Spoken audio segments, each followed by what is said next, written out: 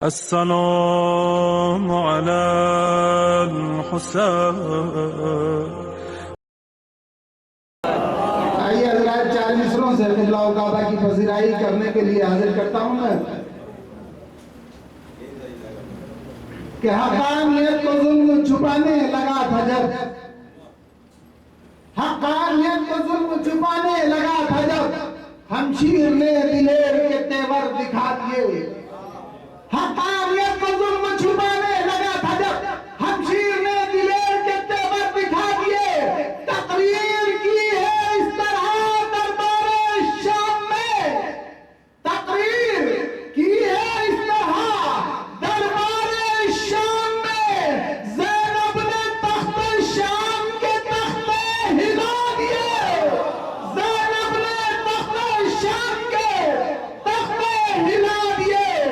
आइए हज़रात, इन 4 मिसरों से हम गुज़ार इज्जत नायब वाली जनाब मौलाना सैयद मोहम्मद हुसैनी साहब मुज़फ़्फ़रनगरी की खिदमत में क्या आप जब एक बार हो के अपने बसीरत अफ़रोज़ बयान से मोमिनीन के क़ुलूब को मुनव्वर फरमाए। आप हज़रात से गुजारिश है कि नारे सल्लल्लाहु अलैहि फरमाए।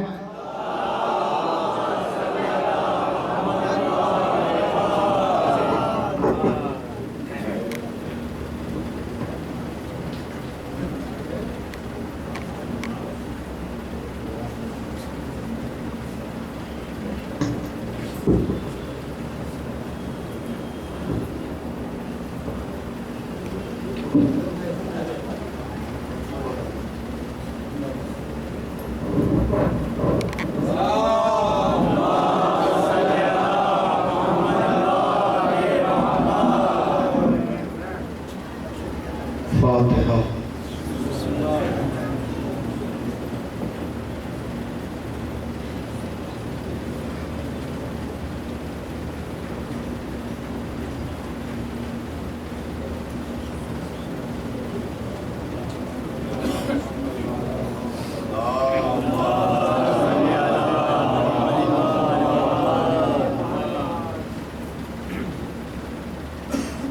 हज़रात गुज़ारिश है कि एक मरतबा सूरह अलहम्द और 3 मरतबा सूरह इखलास के साथ फरमाकर मरहुमा मग़फ़ूरा शमीम फ़ातिमा बिन्त ज़फ़रिया हुसैन बिन अब्बास इब्न बशीर हुसैन ज़हूर अब्बास इब्न अली अब्बास की ज़िक्र साथ फरमा।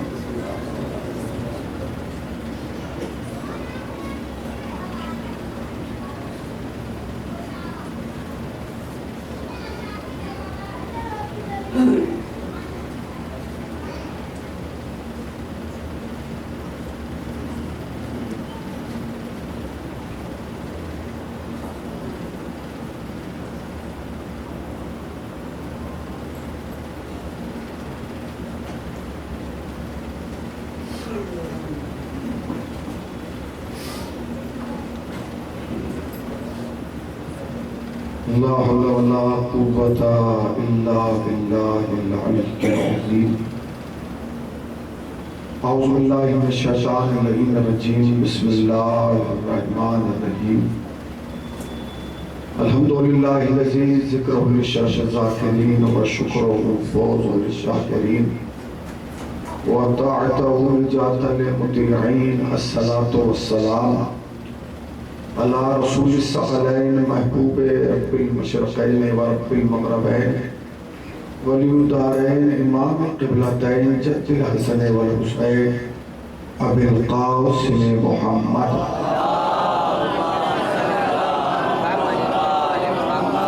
अम्मा बअद फ़क़द क़ाल अल्लाहु सुब्हानहु तबारक व तआला व क़ौलुहुल हक़। बिस्मिल्लाहिर रहमानिर रहीम। फ़स्अलू अहल ज़िक्र इन कुन्तुम ला तअलमून। सल्लल्लाहु अलैहि व मुहम्मद व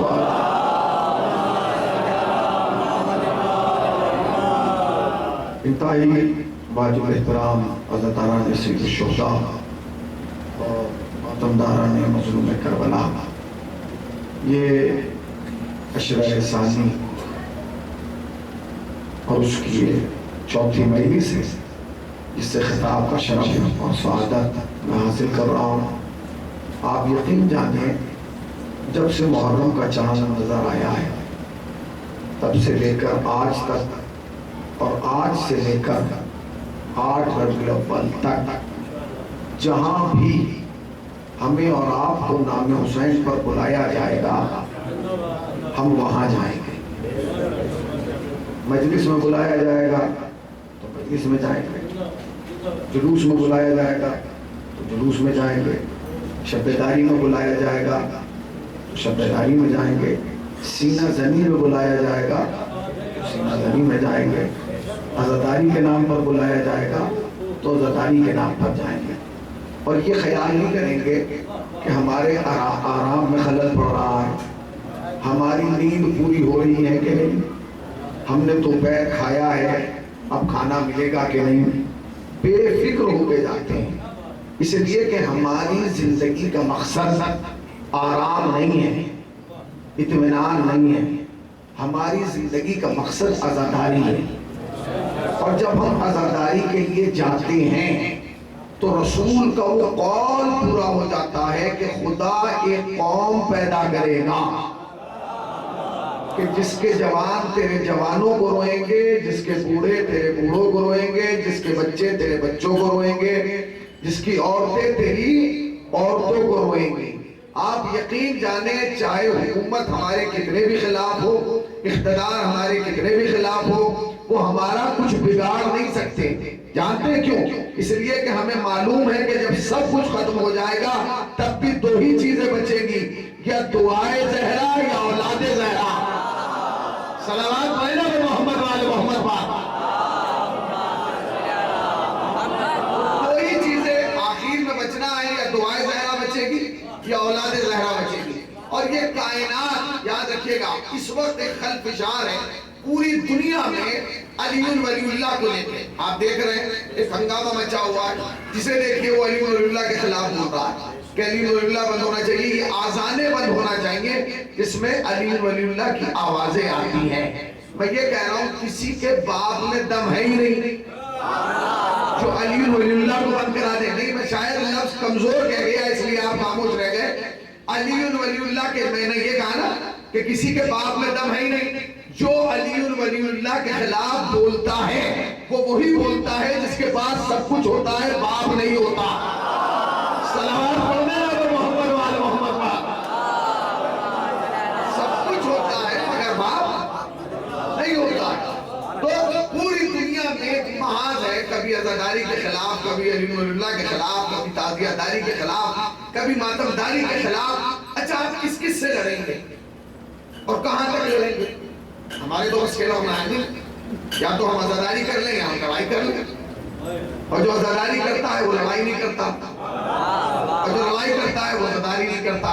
अब आप अगर इस पैगाम को नहीं ले पाए तो मैं क्या करूं? जो आज़ादारी करता है वो लड़ाई नहीं करता, जो लड़ाई करता है वो। देखिए, पुराने जमाने में और आज के जमाने में फर्क यह है कि पहले दुश्मन बाहर था और वो बाहर से हमला कर रहा था, अब बाहर नहीं है। अब दुश्मन ड्रिल मशीन लेके कश्ती के अंदर बैठा है और वो सुराग कर रहा है। वो सुराग कैसे कर रहा है? अब वो नई नई चीजें ला रहा है निकाल के। कभी कहता है अलम बहुत ज्यादा हो गए हैं, बहुत अच्छी बात है। फिर दूसरे ने कहा कि हदीस किस्सा की कोई सनद नहीं है।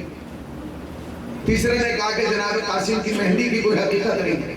तो सब क्यों सुन रहे थे?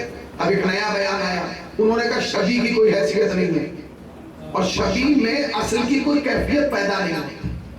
मैं आपके जरिए पैगाम पहुंचाना चाहता हूं, अगर शबियों की कोई हकीकत नहीं थी तो फिर अली अकबर शबी रसूल कैसे है? कहां बैठे हैं जरा जानिए मैं क्या कह रहा हूं। अगर अगर अगर शबियों में दम नहीं था तो अली अकबर शबी रसूल कैसे है? अल्लाह ने अली अकबर को क्या बनाया है? बोलिए, कन्फर्म है शबी रसूल। और हुसैन का वो मरसिया है, मेरे अल्लाह गवाह है ना। अब वो जा रहा है तो सूरत में सीरत में तेरे रसूल से मुशाबा है। अब आप आगे बढ़िए, ये जितनी मस्जिदें कायनात में हैं ये असल है या शबी है? बोलिए, असल की शबी है ना। असल वहां है, शबिया यहाँ है और करीब। अगर शबी में असर नहीं है तो फिर मौलवी साहब हमें ये क्यों बताते हैं घर में पढ़ोगे तो इतना सवाब, मस्जिद में पढ़ोगे तो इतना सवाब? इसका मतलब यह है कि शबी में दम है। एक कदम और आप आगे बढ़े, एक कदम। अगर शबी में दम नहीं है तो पैगंबर इस्लाम के पास एक शख्स आया और सुनाने के बाद कहा या रसूलल्लाह आपने इरशाद फरमाया है कि जब कोई दुआ कबूल कराना हो तो सबसे पहले अपने माँ बाप की कब्र पे जाके दुआ करें। तो रसूलुल्लाह ने कहा पर मैं तो उस वक्त बहुत छोटा था जब माँ बाप का इंतकाल हो गया, मुझे तो पता भी नहीं कि माँ बाप की कब्र कहाँ है। तो रसूलुल्लाह ने जवाब दिया घबराओ नहीं, अगर तुझे कब्र पता ना हो तो तू खुद निशाने कब्र बना ले, कहाँ बैठे और उस पर बैठकर दुआ कर, अल्लाह तेरी दुआ कबूल करेगा। यानी पैगंबर ने जवाब दे दिया जब माँ बाप की शबी पर दुआ मांगना, जब माँ बाप की कब्र की शबी पर दुआ मांगना कबूल क्या होती है, तो अगर हम रोज़ा हुसैन की शबी बनाकर मांगे। और सुनिए मैं ताकि जवाब तक आ जाऊं, एक कदम और आगे बढ़िए। पैगंबर इस्लाम शबे मेराज गए, अब जो देखा तो एक फरिश्ता है और चारों तरफ से हजारों फरिश्तों ने घेरा हुआ है। रसूलुल्लाह गए ये भीड़ क्यों लगी है, अब जो भीड़ हटी तो क्या देखा कि मौलाए कायनात तख्त पर बैठे। तो कहने लगे अली को तो मैं नीचे छोड़ के आया हूं, अली यहाँ कैसे आया? कहा या रसूलुल्लाह ये अली नहीं है, चूंकि आपने नबी एक हदीस इरशाद फरमाई थी कि अली के चेहरे को देखना इबादत है। पर जब फरिश्तों ने सुना तो सबने खुदा की बारगाह में कहा परवरदिगार अली तो जमीन पर रहता है, हम अर्श पे रहते हैं, अब अली का चेहरा देखना है इबादत, या तो हमें इजाजत दे कि हम भी जमीन पे जाके रहें, या कोई इंतजाम ऐसा कर कि हम अर्श पे भी रहें, अली कहा बैठे और जियारत होती रहे। तो अल्लाह ने कहा परेशान ना हो, मैं एक अली की शबी बना देता हूं, तुम देखते रहना, जियारत होती रहेगी। समझे मैं क्या कह रहा हूं?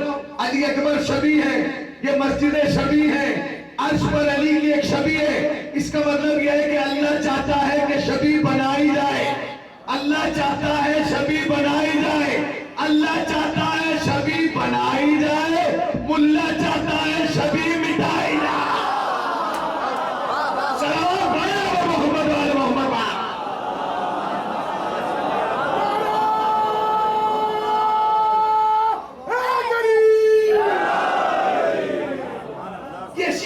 कभी नहीं मिट सकते, ये आसार अज़ादारी कभी नहीं मिट सकते, क्योंकि इन पर दीन का इन्हिसार है, इन पर दीन का इन्हिसार है। अगर ये मिट गया तो आपके पास बचेगा क्या?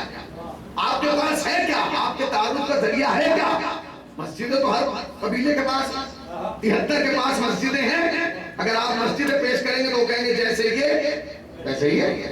एक आजादारी ऐसी है जो आपको जमाने से अलग करती है। अब बहुत सारे लोग सवाल करते हैं आप आजादारी क्यों करते हैं? भाई हुसैन शहीद हुए थे, हुसैन शहीद हुए तो हुसैन क्यों शहीद हुए? तो हुसैन करबला में आए थे इसलिए शहीद हो गए। हुसैन करबला में क्यों आए थे? तो हमारी कौम का बच्चा जवाब देता है इसलिए क्योंकि इस्लाम खतरे में था। अब मैं तकरीर शुरू कर रहा हूं, इस्लाम खतरे में था। फिर आपसे सवाल है, अगर हुसैन करबला में इसीलिए आए थे कि इस्लाम खतरे में था, स्टेज से लेके वहां तक, तो फिर तो बहुत देर कर दी हुसैन ने आने में। हुसैन तो 61 हिजरी में आए। अगर इस्लाम खतरे में था इसीलिए आए तो रसूलुल्लाह की आंख बंद होने के तीसरे दिन से इस्लाम खतरे में था। जागिए जागिए जागिए, अगर इस्लाम खतरे में था इसीलिए हुसैन करबला में आए तो इधर रसूल की आंख बंद हुई है, इस्लाम खतरे में आ गया। तो होना तो ये चाहिए था कि अली मैदान में आते, अली नहीं आए। हसन मैदान में आते, हसन मैदान में नहीं आए। ना अली आए ना हसन आए, हुसैन मैदान में आए। नबी गए हैं 61 हिजरी में, नबी गए हैं 11 हिजरी में, करबला बनी है 61 हिजरी में। नबी के जाने के पूरे 50 साल के बाद हुसैन करबला में आए। 50 साल कम नहीं होते। ये जो बच्चा यहाँ बैठा है जब 50 साल के बाद यहाँ बैठेगा आप इसे पहचान नहीं पाएंगे। शक्ल बदल जाएगी, हैकल बदल जाएगा, वजूद बदल जाएगा, चेहरा बदल जाएगा। भाई 50 साल में सब कुछ बदलता है ना, बोलिए बदलता है क्या नहीं? गलियां बदल जाती हैं, घरों के नक्शे बदल जाते हैं, रंग बदल जाते हैं, चेहरे बदल जाते हैं। 50 साल में सब कुछ बदलता है, बस एक चीज नहीं बदलती, वो है नस्ल। भाई सब कुछ बदलता है, बस नस्ल। अच्छा 50 नहीं 50,000 साल बाद भी नहीं बदलेगी। जो 50 साल पहले ज़ैदी थे वो अब भी ज़ैदी है, कयामत तक ज़ैदी रहेंगे। इसका मतलब सब कुछ बदलता है मगर नस्ल नहीं बदलती। तो 50 साल के बाद हुसैन करबला में आए। क्यों? हुसैन ने करबला क्यों बनाई? अगर आपको मालूम करना है तो आप तारीख में जाके इन 50 साल को पढ़ें और देखें कि इन 50 साल में ऐसा क्या हुआ कि हुसैन को करबला बनाना पड़ी। सवाल है, कुरान कह रहा है फसलू अहले ज़िक्र इन कुंतुम ला तअलमून, सवाल करो। तो मेरा सवाल ये कि हुसैन ने करबला 50 साल के बाद क्यों बनाई? फिर तहकीक करना होगी कि आखिर इन 50 सालों में ऐसा क्या हुआ कि हुसैन को करबला बनाना पड़ा। जानते 50 साल से क्या हुआ? पहला हादसा जो करबला बनने में रूनुमा हुआ और जो काम पैगंबर इस्लाम की आंख बंद होने के बाद पहला काम हुआ, अगर वो मैंने आप तक पहुंचा दिया रूह कांप जाएगा। पैगंबर इस्लाम की तरह आंख बंद हुई है। नबी का एक सहाबी है जिसका नाम है अब्बास, उन्होंने अपने शागिर्द को बुलाया और बुला के कहा कि अगला महीना कौन सा है? उसने कहा ज़िलहिज का है। तो ज़िलहिज में तो हज होता है। तो कहने लगे बस तुझसे इतनी गुजारिश है, मुझे आंखों से नजर नहीं आता, जब ज़िलहिज का महीना शुरू हो मेरा हाथ पकड़ के मुझे काबे तक पहुंचा देना। उसने कहा कि ठीक है। हाथ पकड़ा और लाके काबे में खड़ा कर दिया। तो उसने कहा मैं कहाँ हूँ? उसने कहा हुजूर आप खाने काबा में खड़े। अच्छा एक साल यहाँ आए मजलिस में, नाबीना हो, वो कह गए मुझे मजलिस में आना और यहाँ आ जाए। मजलिस हो रही है? हाँ हो रही है। तो कहेगा हो रही है तो फिर आवाज क्यों नहीं आ रही? हो रही है तो आवाज क्यों नहीं आ रही है? तो आप जवाब देंगे कि बगैर माइक के है, कमरे के अंदर है, आवाज आहिस्ता है, यही ना। अब अब्बास वहां खड़े और पूछ रहे कहाँ हूं? उसने कहा कि मैं खाने काबा में खड़े। तो उन्होंने कहा कि मैं खाने काबा में खड़ा हूं तो क्या काबे में कोई हज करने नहीं आया? तो उसने कहा हुजूर पूरा खाना काबा मुसलमानों से भरा है। तो कहने लगे कि अगर पूरा खाना काबा मुसलमानों से भरा हुआ है तो ये बता जब तुझे तवाफ करते हुए नजर आ रहे हैं तो मुझे तवाफ करते हुए सुनाई क्यों नहीं दे रहे हैं? सुनते रहिएगा, जब तुझे तवाफ करते हुए नजर आ रहे हैं तो मुझे तवाफ करते हुए, इसका मतलब ये है कि तवाफ देखा भी जाता है, तवाफ सुना भी जाता है। जुमला कहूं, खाली तवाफ नहीं, अल्लाह की जानिब से जितने अहम पैगाम आए वो दिखाए भी गए, सुनाए भी गए। यही वजह थी गदीर में एक काम नहीं हुआ, मुस्तफा ने जबान से बताया भी, हाथों पे दिखाया भी। क्या हुआ? क्या कहा? उन्होंने आने के बाद कहा अगर जहमत हो थोड़ा थोड़ा सा आ गया जरा सा, क्या कहा? थोड़ा थोड़ा आ गया जरा सा। एक और सलावत पढ़े।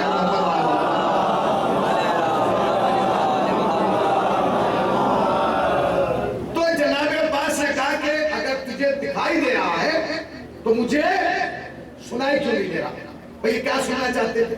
क्या ऐसी चीज थी जो इनको सुनाई नहीं दे रही? तो जो लोग हज और उम्रे पे गए वो बताएंगे जब खाने काबा का चक्कर काटेंगे तो चुप नहीं रहेंगे, बल्कि बाबा से बुलंद एक जुमला अपनी जुबान पर जारी करेंगे, लब्बैक अल्लाहुम्मा लब्बैक ला शरीक लक लब्बैक। पढ़ते हैं कि नहीं? इसे तालिबिया कहा जाता है। उन्हें वो आवाज ही नहीं सुनाई दी तो उनका राइट था कि वो मालूम करे कि वो आवाज क्यों नहीं आ रही। इन्होंने अपने शागिर्द से वो पूछा कि अगर तवाफ हो रहा है आवाज क्यों नहीं आ रही है? शागिर्द ने हाथ पकड़ा, कोने में लाया और कहने लगा उस्ताद सुनिए अब वो आवाज नहीं सुनेंगे। तो उन्होंने कहा कि शरीयत मुस्तफा बदल गई।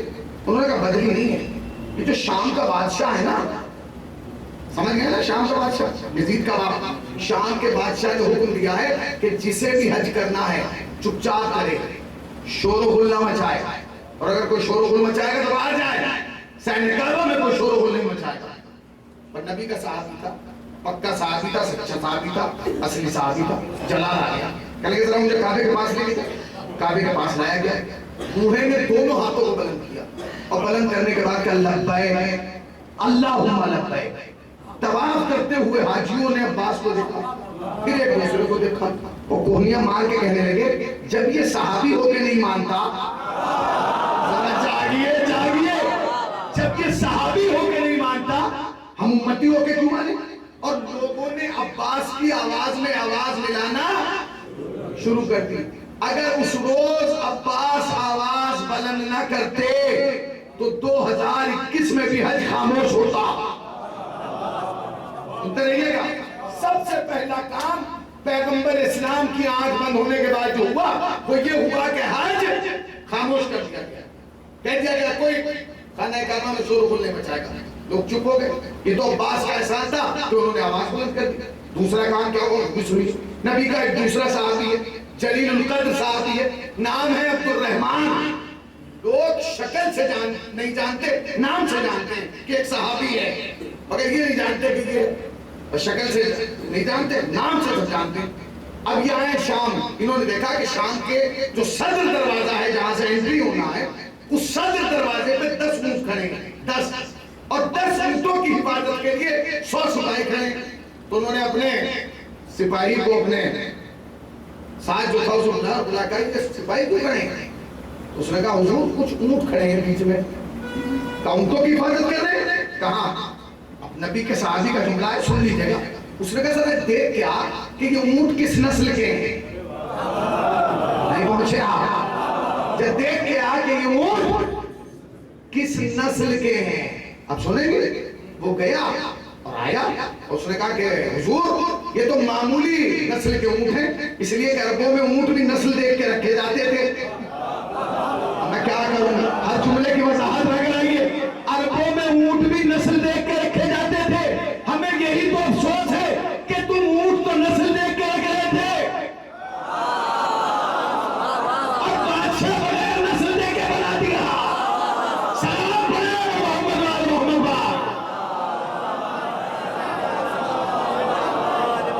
सुनते रहिए। अब मैं अगर बहुत सारे आपको नुक्ते सुनाऊं तो फिर बाद में होगा जी मौजू क्या था। अब मौजू सुनिएगा। क्या कहा? उन्होंने कहा कि भैया क्यों?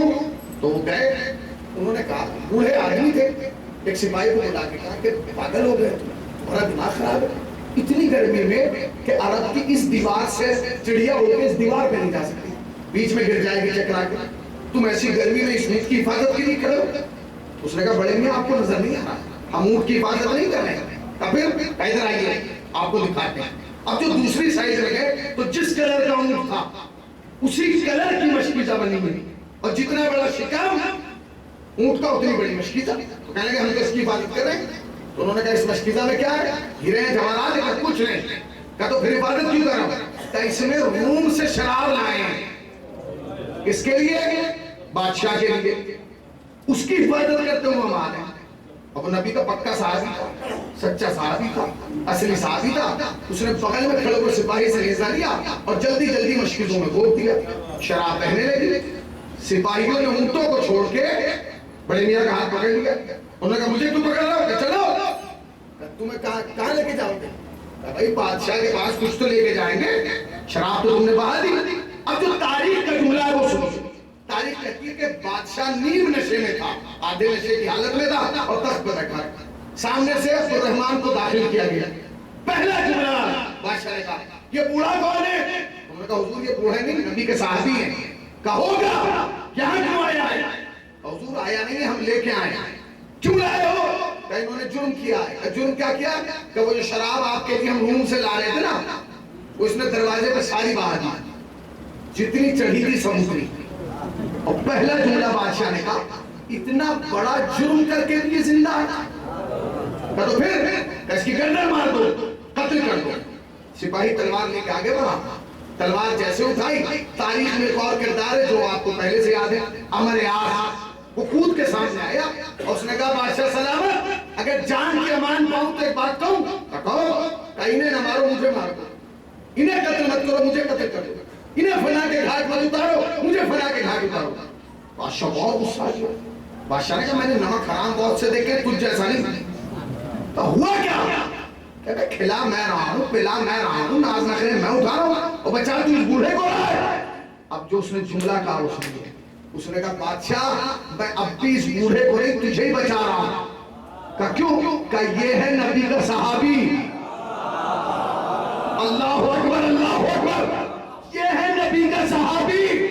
अगर आज ये तेरे दरबार में मारा गया तो कयामत तक तारीख पूछेगी किस जुर्म में मारा।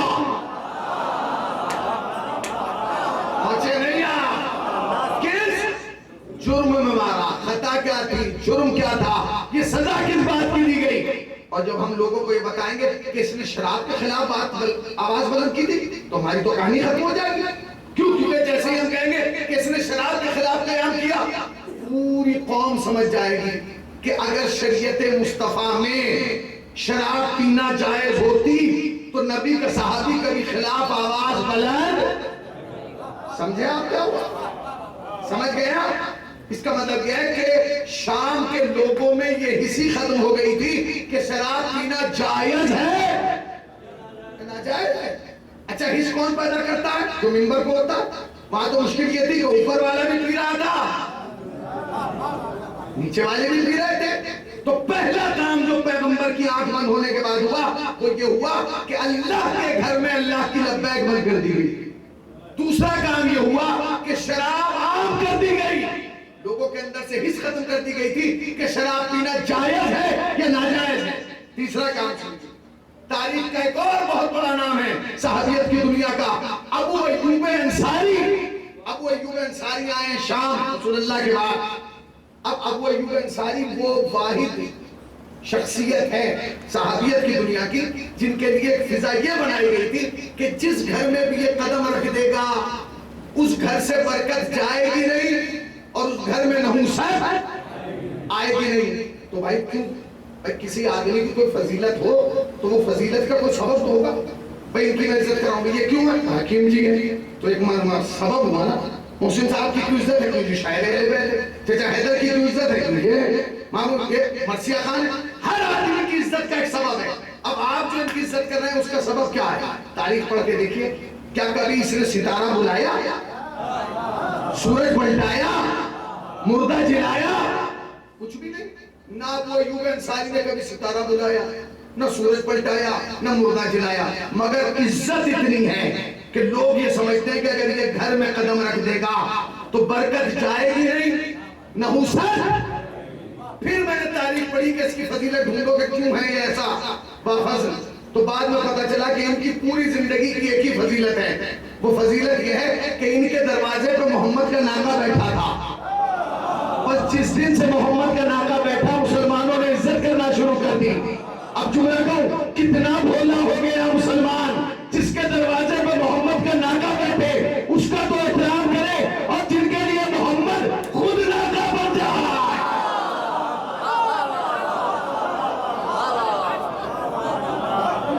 जिनके लिए मोहम्मद खुद नाका बन रहा है उसका एहतराम नहीं होगा। और नबी जब नाका बने तो तारीफ करती है कोई इधर बिठाया, कोई इधर बिठाया। चले सामने से एक साहब आगे, बड़े दिल जले थे। उन्होंने बहुत कुछ सोचा, चाहा करूं मगर ना कर पाए ना कह पाए। बस एक जुमला कहा, मसल मसल के कह लगे या रसूलल्लाह सवारी का जवाब नहीं। खुदा की कसम अगर नबी रुक जाते मैं भी रुक जाता। जब उसने कहा ना सवारी का कोई जवाब नहीं, नबी ने कहा आंख खोल के देख, न सवारी का जवाब है न सवालों का जवाब है। अब सुन के जुमला, न सवारी का जवाब न सवालों का जवाब।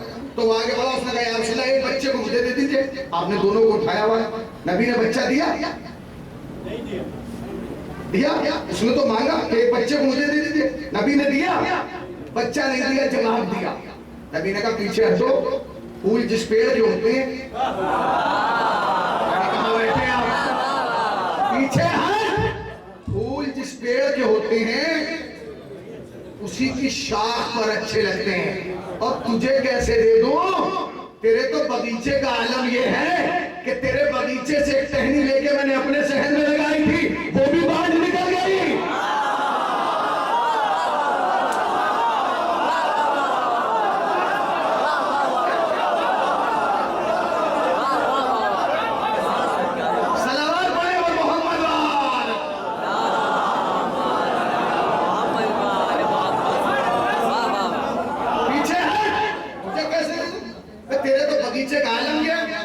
कि मेरा बगीचा भी ठीक था, मेरी जमीन भी ठीक थी, मगर मैंने एक टहनी तेरे बगीचे से लाके लगा दी, वो भी मुरझा गई, उस पर भी कोई असर हाथ में उतारना।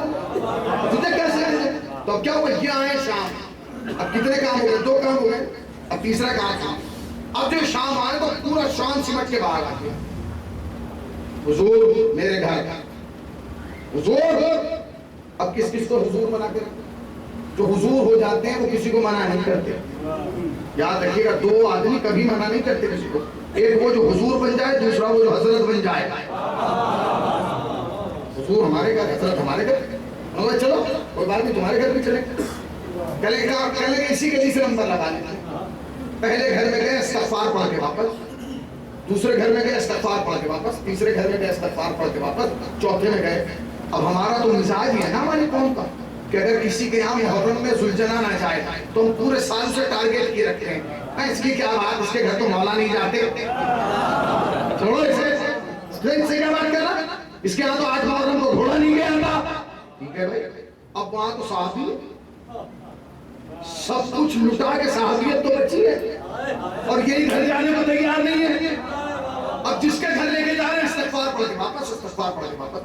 अब हर गली में हर महल्ले में चौधरी किस्म का आदमी होता है, हमारे यहाँ जाएंगे देखना, अब वापस नहीं आएंगे, उसका भी नंबर आ गया, वो उसके भी गए, इस्तगफार पढ़ के वापस आ गए। अब ये तो दिल भी आ गया, क्या करें, लड़े चीखे चिल्लाए, बस इसने एक जुमला कहा और उसके जवाब में साहबी ने एक जुमला कहा, उसने कहा बड़े मियां कहीं तो रुक जाते, बड़े मियां कहीं तो रुक जाते। बड़े मियां ने फौरन जवाब दिया, कहने लगे किसी मुसलमान के घर ले जाते।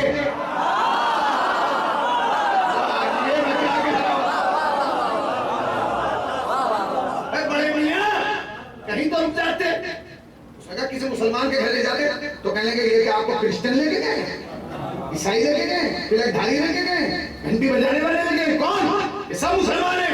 उन्होंने कहा सुनो, शक्लों से मुसलमान नहीं होता, शक्लों से मुसलमान नहीं होता, फिर शरीयत की पाबंदी से मुसलमान होता है। तो कहने क्या मतलब, कहने मैं किसी घर में रुकता कैसे, तो कैसे रुकता मैं किसी घर में, जिस घर में भी मैं गया हूँ उसमें लैट्रिन टॉयलेट रसोई किबला रूम बनी है, क्या तुम्हें नहीं मालूम कि शरीयत मुस्तफा में खाना काबा की तरफ बैठ के मुंह करके पेशाब करने को मना किया गया और तुमने अपने घरों की लैट्रिन का मुंह काबे की तरफ कर दिया। उसने हाथ जोड़ के कहा हुजूर इसमें हमारी क्या खता, हमारे यहाँ तो ऐसे ही बने थे जैसे मक्के और मदीने में बने। कहने लगा फिर ये क्यों बने, कि ये तो बादशाह ने हुक्म दिया कि तोड़ के ऐसे बनाओ, तब हमने तोड़ के बनाए। और नबी ने साहब उठा और कहने लगा फिर सुनो, बनवाने वाले को भी लानत, बनाने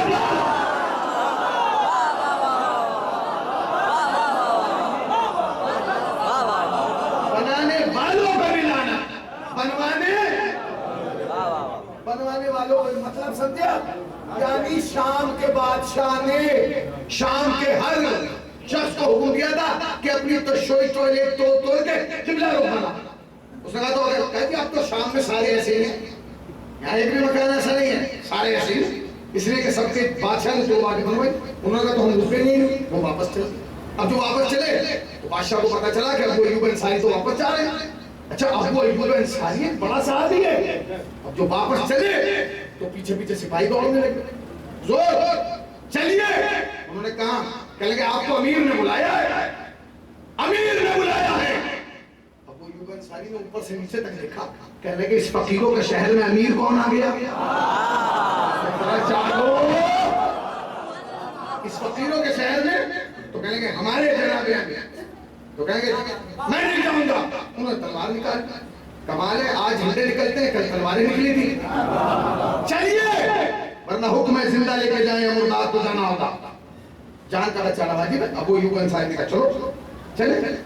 अब तारीख कहती है कि बादशाह तख्त पर बैठा था सामने, दोनों तरफ मजमा है, सामने अबू अय्यूब अंसारी दाखिल हुए और दाखिल होने के बाद एक बार बादशाह को देखा, बस एक बार, और फिर यूं करके खड़े हो गए। ये हाकिम की बहुत बड़ी तौहीन है कि आप उसके दरबार में खड़े हो और उसका मुंह ना देखें, क्यों करके खड़े हो गए। अब क्या कहे बादशाह, लड़े झगड़े उसे क्या करे, इसने लोगों का जहन डिवाइड करने के लिए एक जुमला कहा। कह लगे अबू अय्यूब अंसारी हुजूर हमारी शक्ल इतनी भी बुरी नहीं कि आप शक्ल नहीं देख रहे। अबू अय्यूब अंसारी ने फौरन जवाब दिया, ओ बादशाह बात शक्ल की नहीं बात नस्ल की है।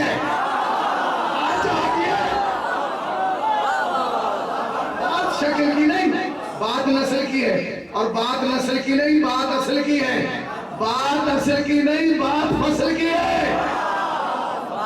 क्या कहने लगे कभी तुमने देखा, सुनते रही है 50 साल में क्या हुआ, कभी तूने देखा कि तेरे नाम के आगे जो टाइटल लगे जाते लिखे जाते क्या क्या क्या। तो कहेंगे तेरे नाम के आगे लिखा जाता है खलीफतुल मुस्लिमीन, कहेगा वो तो मैं हूँ, अमीरुल मोमिनीन कहेंगे वो भी हूँ, कातिब वही इलाही यानी कुरान को लिखने वाला कहेंगे वो भी मैं हूँ, कहेंगे वाह। और कहेंगे तुझे लिखा जाता है साहबी रसूल, कहेगा वो भी मैं हूँ, यानी चारों पोस्टें हैं इसमें। अमीरुल मोमिनीन भी है, खलीफतुल मुस्लिमीन भी है, कातिब वही इलाही भी है, सहाबी रसूल भी है। अब सुनिए जुमला। तो कहने लगे जब तू चारों पोस्टर तेरे पास हैं तो क्या तुझे इतना नहीं पता कि शरीयत मुस्तफा में मर्द के लिए हराम है कि वो सोना पहने? पता नहीं कहां बैठे मैं क्या कह रहा हूं भाई, क्या तुझे नहीं मालूम कि शरीयत मुस्तफा में मर्द के लिए सोना हराम है? अब तक मैंने तवज्जो नहीं कहा, मगर अब कह रहा हूं, जुमले को कहने जा रहा हूं, अपनी हकीकतों को उजागर कर देना। तो कहने लगे क्या तुझे नहीं पता शरीयत मुस्तफा में मर्द के लिए सोना हराम है? इजाजत है एक जुमला तुम सबकी तरफ से कह दूं, अगर मैं दरबार में होता तो अबू अय्यूब अंसारी से हाथ जोड़ के कहता ब्लड प्रेशर क्यों बढ़ा रहे? पूरी बात खुद भी समझिए, इसे भी समझाइए। शरीयत में नहीं, इस्लाम में मर्द के लिए हराम है। मर्द के लिए हराम है। और याद रखो, खैबर के बाद नबी ने मर्द की पहचान बता दी।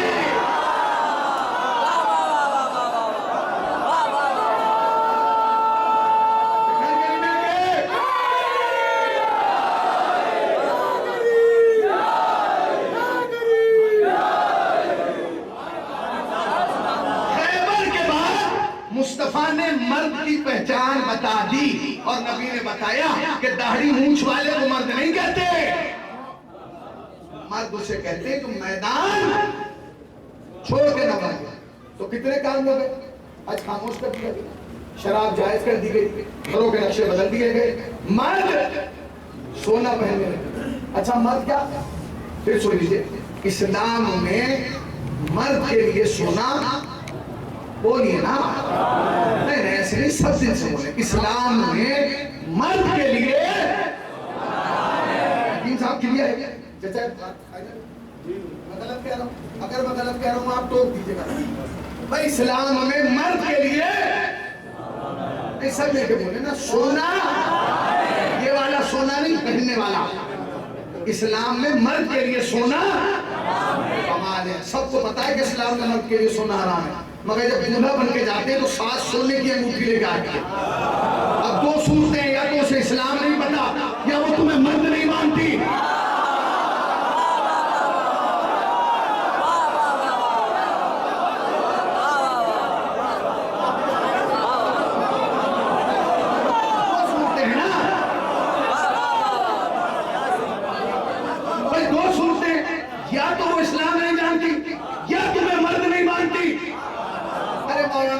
सास की बात थी इसलिए बहन ली। अबे सास की बात थी, क्या सास खबर में आएगी? आएगी। अब कोई जवाब नहीं देता। याद रखना, जहां सांस नहीं आएगी वहां सांस भी नहीं आएगी।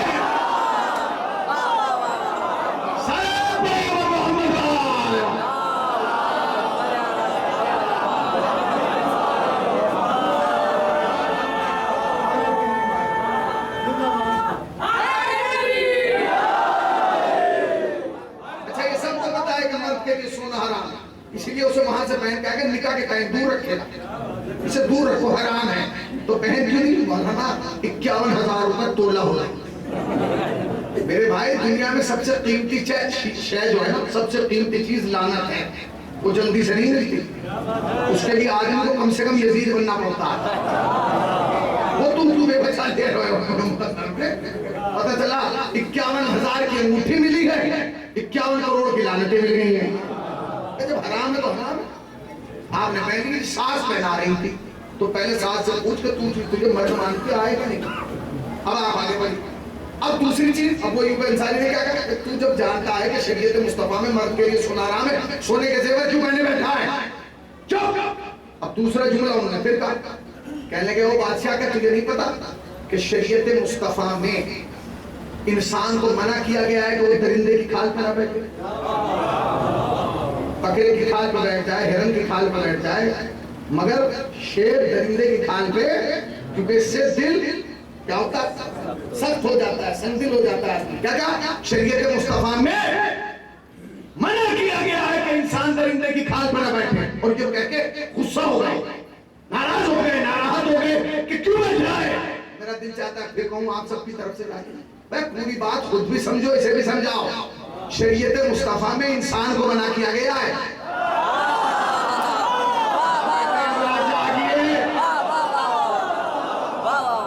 शरीयत मुस्तफा में इंसान को मना किया गया है कि वो दरिंदे की खाल पर न बैठे, मगर अगर दरिंदा दरिंदे की खाल पर बैठ जाए,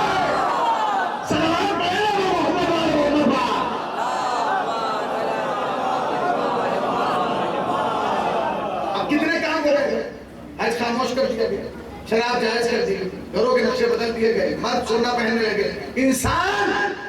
और ये सारे रेफरेंस मैंने आपको सहाबा के दिए। जनाब अब्बास भी साहबी, अब्दुल रहमान भी साहबी है, अबू अय्यूब अंसारी भी साहबी है, और ये वो साहबी है जिसे तरफैन साहबी मानते हैं, हम भी और वो भी। इसलिए मैंने अपने वालों का नाम नहीं लिया, न सलमान का लिया, ना अबूजर का लिया, ना मिक़दार का लिया, ना कम्बर का लिया, ना हमारे यासिर का लिया। मैंने उन सहाबा का नाम लिया जो उधर भी है, वरना हमका तो सबसे बड़ा ठप्पा यही है कि सहाबा को नहीं मानते। सहाबा को नहीं मानते, हम सहाबा को मानते हैं, बस बुरे को सहाबी नहीं मानते। क्योंकि दुनिया की सबसे अक्लमंद कौम है शिया, इससे ज्यादा अक्लमंद नहीं। अब मुंबई चले गए 5 महीने से पढ़ने, 3 साल पहले वो एक मस्जिद के कमरे में रोक दिया गया। ये तो मौलवी की किस्मत, बेचारे को डाल दिया। वहां बेड है सोने वाले को। मैंने कहा जी आप ऊपर सोएंगे या मैं? कहेंगे नहीं आप मेहमान है। मैंने कहा चलो सो जाता हूँ। कहने बोलना वैसे एक चारपाई और खाली है। मैंने कौन से कहेंगे इसको मुर्गा जाता है वो भी खाली रखे, अगर आप इसको सोना चाहें। तो मैंने कहा इसको सोने के बहुत दिन हैं, अभी काफी लोगों को उसको सुनवाना है, फिर हम उसको सुनवाना। तो कहने लगा कि फिर मैंने कहा आप नीचे सो जाइए। अब वो सो गया। अब सुबह ही आजान सुबह से पहले उसने पूरी क्या हो गया, क्या हो गया? कहने लगा मौलाना मुझे मेरा चश्मा नहीं मिल रहा। मैंने कहा ये रखा बता रहा हूँ, फिर भी उसे चश्मा नहीं मिल रहा, कभी उठा रहा। मैंने कहा मैंने खैर किया, मैंने कहा लीजिए वो चश्मा। अगले दिन फिर यही हरकत, तीसरे दिन फिर यही हरकत। अब मुझे यकीन हो गया कि इन्हें बगैर चश्मे के चश्मा नहीं दिखता, बगैर चश्मे के इन्हें चश्मा भी नहीं दिखता। कंफर्म हो गया कि वैसे चश्मा नजर नहीं आ रहा। एक दिन जो हम दोपहर में सो के उठे तो कैफियत अलग है। कोई बड़े मियाँ बैठे और सामने एक साथ बैठे और पुराने वाले 500 का नोट है और वो हाथ में गड्डी लिए हुए और सामने वाला बैठा और बड़े वाले चश्मा यहाँ रखा हुआ और एक एक नोट उठा के यूं करके देख रहे हैं। तो इतने नोट गिने गए तो मेरा तो हालत खराब हो गया। किसी तरीके से वो गड्डी तमाम हुई उसने रखी हो गया खुदा मुझे। और मौलाना आप कैसे? मैंने कहा मौलाना बहुत बुरे हाल में। मैंने कहा आप 3 दिन से हमारा बेवकूफ बना रहे हैं। क्या मिला? मैंने कहा आप 3 दिन से मुझसे तख्ता पीट पीट के कह रहे हैं चश्मा ढूंढिए। मैंने कहा मौलाना मुझे चश्मे के बगैर चश्मा नजर नहीं आता। मैंने कहा वाह, चश्मे के बगैर आपको चश्मा नहीं नजर आ रहा और चश्मे के बगैर 500 के नोट में गांधी नजर आ रहा है। कहने लगा खुदा की कसम मुझे गांधी भी नजर नहीं आया। तो मैंने कहा हर नोट ऐसे करके क्यों देख रहे हैं? कहने लगे बहुत चालाक आदमी, बहुत तेज, मुझे डर था कि नकली ना दे जाए, इसे थोड़ी पता है कि मुझे नजर नहीं आता।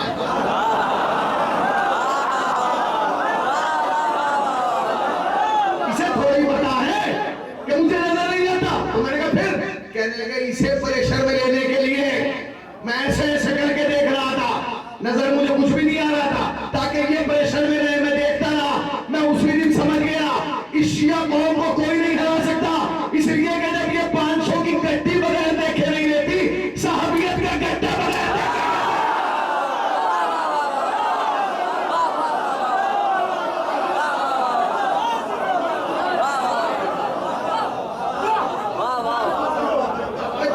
बगैर गड्डी नहीं दे रहा है, बेहतर ले लेगा। सुनो, अब मैं 4 जुमले कहूंगा, उससे समझ जाऊंगा कि आप कहां तक पहुंचे।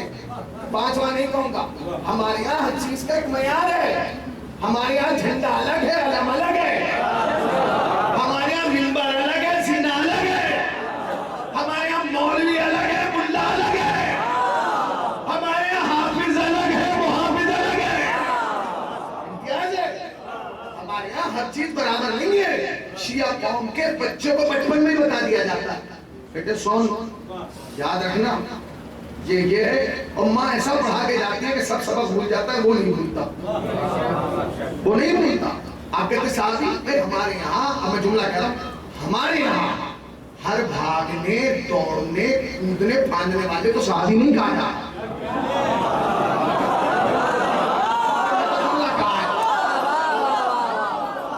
फिर सुन लीजिए, हमारे यहाँ हर भागने, अब ये सिफात है, हमारे यहाँ हर भागने, दौड़ने, कूदने, फांदने वाले को सहाबी नहीं कहा जाता। शियत किस सहाबी को मानती है? वो एक मयार है। वो मयार क्या है? हमारे यहाँ सहाबियत का स्टैंडर्ड ये है कि अब हिलाली हो, रंग बिलाली हो।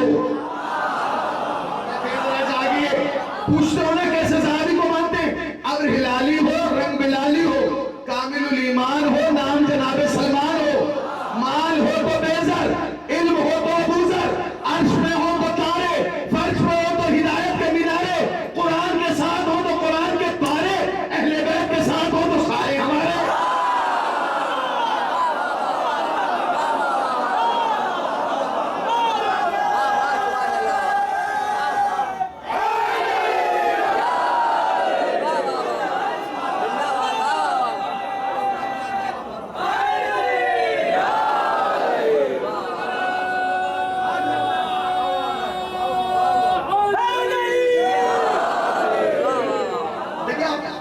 मैं तो समझा कि आप लोग नारे भूल गए और पूरी मजलिस मुझे ही पढ़ना है। आप नारे बारे नहीं लगाएंगे, ये नारे याद रखिए, सुनिए।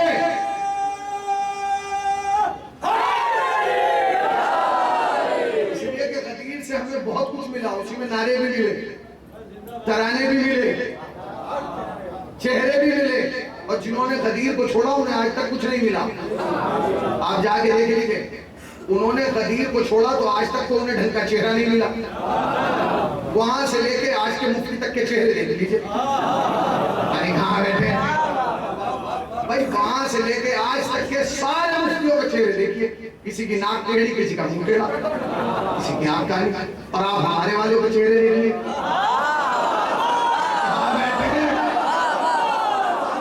चेहरे देख लीजिए ना।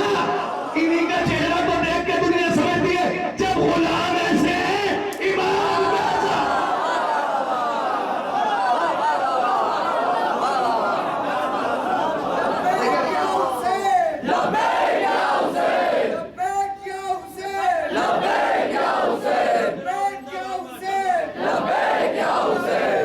बिखर के नहीं मिल गए भाई। दुनिया ने गदीर को छोड़ा, आज तक कोई चेहरा नहीं दिखाया। अच्छा चेहरा छोड़ दीजिए, कोई नारा ले आइए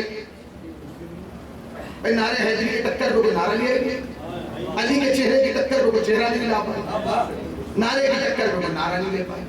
हद हो गई तो तराना ले आइए, तो आज तक तराना भी नहीं ला पाए, वो भी चोरी कर करके तुम बना रहे हो।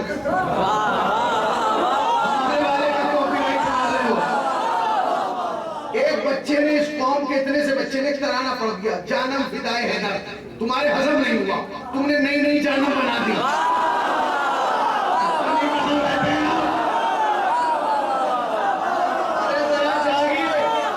तुमने नई नई जानम बनाई।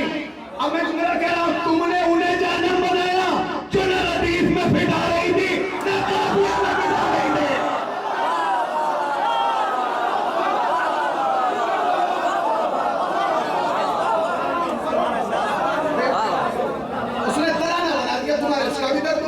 तुमने उसकी तक उसी को कॉपी मार दिया।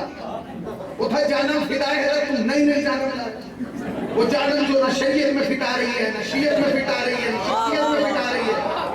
मगर वो जो उसने 4 मिसरे पढ़े, उसका जवाब कहां से लाओगे? तराने की तो कॉपी मारोगे, 4 मिसरों की मारो।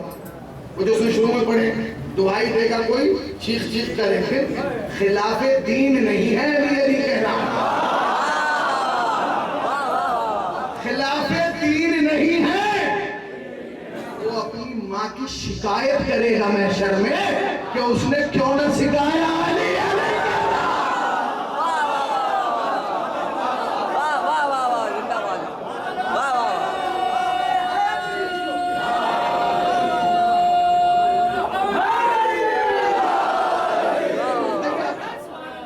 कब तक ये चोरी कब तक करोगे?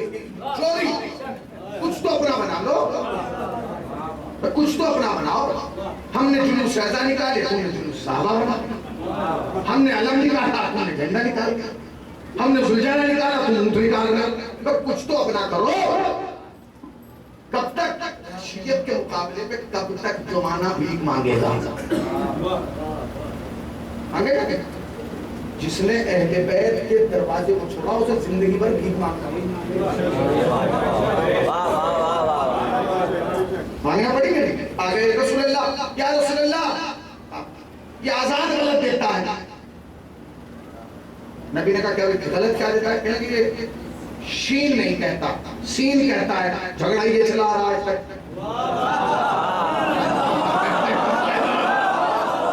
तो यही तो झगड़ा था भैया, यही झगड़ा इसके अलावा था। ये गलत देता है, कहीं शीन को सीन कहता है, ये गलत देता है। तो नबी ने कहा इसका तुम सही दे लेना। क्या तुम सही दे? तुम्हें मौका चौड़े हो गए, कहने के बाद कल से हम आते हैं। बिलाल होते हुए या रसूलुल्लाह मेरे होते हुए कोई आजान दे? कहने तुम या रसूलुल्लाह आपने कह दिया आजान। कहने लगे मैंने कहा आजान दे देना। आजान तो जब देगा ना जब सूरज निकलेगा। कहाँ बैठे? आजान तो जब देगा ना जब सूरज निकलेगा। घरों के बैठ जाओ, तुम्हें कहो आराम से रहो। चले गए। अब आ गए, वो चौड़े हो गया। उन्होंने कहा कल बिलाल आजान देंगे, हम आजान देंगे। खतीब हम आजान देंगे। उन्होंने कहा आप देंगे? आपको तो पूरी याद नहीं। आप बयान किससे ले आए? ये देंगे। कहेंगे खुद याद नहीं है। कहेंगे वो देंगे। सबको बुलाएंगे, थोड़ी थोड़ी आजान सबने बताई। उसको पहले ये कहते हैं, फिर ये कहते हैं, फिर ये कहते हैं। इसका मतलब ये है कि आले मोहम्मद के दरवाजे को चंद लम्हों के लिए छोड़ा तो आजान पर भी चंदा करना पड़ा। और जिन्होंने मुस्तकिल कर छोड़ दिया उन्हें शजरों में चंदा करना पड़ा, हसब पे चंदा करना पड़ा, नसब पे चंदा करना पड़ा। कब तक आले मोहम्मद के दरवाजे को छोड़? याद रखना, अहले बैत के दरवाजे को छोड़ के कुछ मिलने वाला नहीं है। इंशाअल्लाह बस एक ही चीज मिलेगी, वो है जहन्नम। और वहां कोई देखने वाले नहीं होगा क्योंकि हम वहां जाएंगे नहीं। तो खुद ही चलना और खुद ही देखना। सलावत पढ़े पर मोहम्मद वाले मोहम्मद पर। आप सुनिए क्या कहा? कितनी चीजें हो गई। आज खामोश हो गया, शराब जायज कर दी गई, घरों के नक्शे बदल दिए गए, मर्द सोना पहनने लगे, इंसान दरिंदे की खाल पर। एक दिन बादशाह शाम ने अमीर शाम को बुलाया, इधर आओ। अमीर शाम ने कहा हमारे आस को बात है। उसने कहा जी हुजूर। नौकर था, नौकर का काम ही होता है जी हुजूर, जी हुजूर ये देखो। उसने कहा हुजूर ये तो मैं रोज देख रहा हूँ, नई चीज थोड़ी। लश्कर है वो सामने दिखा दे, ये मामूली लश्कर नहीं, मामूली। उसने कहा इसमें खास बात क्या है? कहलेंगे इससे मैंने तैयार किया। कहलेंगे आपने क्यों तैयार किया? तो कहेंगे इसलिए तैयार किया है क्योंकि जिंदगी का क्या पता कब खत्म हो जाए, क्या पता क्या कब खत्म हो जाए। लिहाजा हम चाहते हैं कि बस जिंदगी में एक बार अली से आर पार की हो जाए। लहजा देख रहे हमारे आस चालाक आदमी था, वो चेहरा देख रहा था। उसने कहा चेहरा क्यों देख रहे हो? उसने कहा हुजूर आपके जज्बे को सलाम, आप आर पार की बात करें, पहले आर आर की कर ले। आर आर की कर ले, पार की तो बाद में लेके जाएगा। तो कहने लगे क्या मतलब? कहा तुम अली को जानते हैं? तुम अली को नहीं जानते। अली जितने बड़े बहादुर शुजा हैं उससे बड़े खतीब हैं। जब घोड़े की जीन के मिंबर पर बैठकर अली एक बार कहेंगे तो ये जितने तूने तैयार किए ना आधे तो घर जाकर रुकेंगे, आधे वहीं बैठ जाएंगे और आधे अली के पास जाके कहेंगे मौला हमें तो पता ही नहीं था कि लाया क्यों गया। बहुत गुस्सा हो। इसने चेहरा देखेगा क्या तुम मुझे बेवकूफ समझते हो? बादशाह ने पूछा क्या तुम मुझे बेवकूफ समझते हो? उसने कहा हुजूर इसमें समझने की क्या बात है? नहीं कहा मैंने इसमें समझने की क्या बात है, आपके साथ रहता हूँ। सुनो ये भागेंगे ना दौड़ेंगे ना कूदेंगे ना भागेंगे। तो कहेंगे क्यों? कहेंगे मैंने अपने ने किराए पे नहीं दिया, इन्हें पाला है। 6 महीने से मैंने रिस्क हराम खिला रहा हूं, 6 महीने से खिला रहा हूं, 6 महीने से। और मैंने नबी से सुना है कि जिसके पेट में हराम हो उसके हलक से अली नहीं उतरता।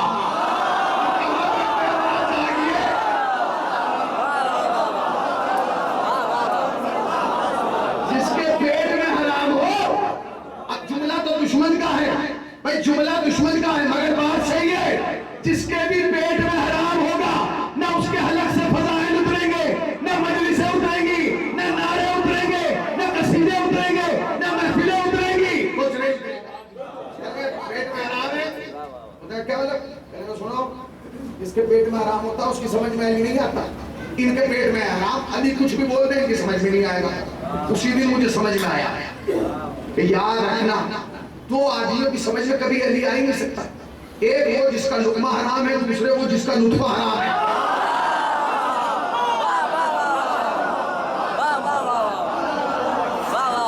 एक वो जिसका लुकमा हराम है, दूसरा वो जिसका हराम है। जाके हदीस पढ़ेंगे, यानी जिससे मोहब्बत वो करेगा जो ताहिरुल मिलाता होगा, जिससे नफरत वो करेगा जो खबीसुल मिलाता होगा।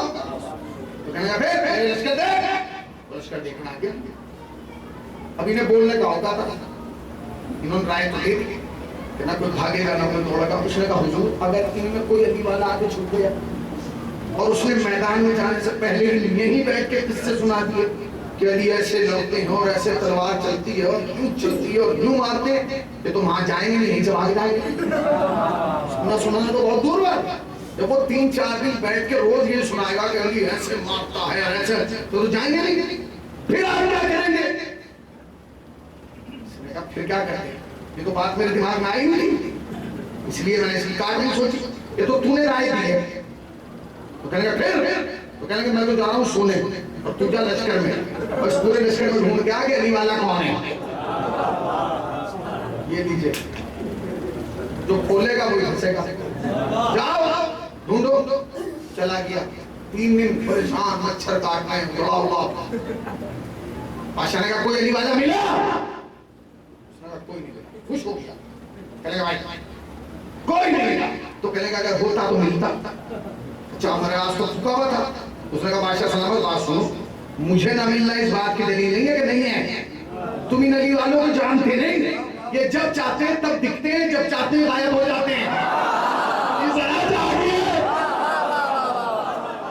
तुम इन अली वालों को जानते हैं, ये जब चाहते हैं तब नजर आते हैं, जब चाहते हैं तब गायब हो जाते हैं। ये वाकया पढ़ने के बाद ना परसों ढूंढता रहा कि ऐसा कब होगा, जब चाहेंगे नजर आएंगे, जब चाहेंगे गायब हो जाएंगे। मगर जब हिजबुल्लाह की 33 दिन की जंग इजराइल से हुई, समझ गए ना, और अमेरिका के एक जनरल से, कर्नल से मीडिया वाले ने सवाल किया, आप तो इतने थे और वो इतने से थे, उन इतनों से तुम्हें इतना मारा और तुमसे वो ना मारे गए। उसने कहा कैसे मारते? जब वो आते थे हमें नजर आते थे, जब हम जाते थे वो गायब हो जाते थे।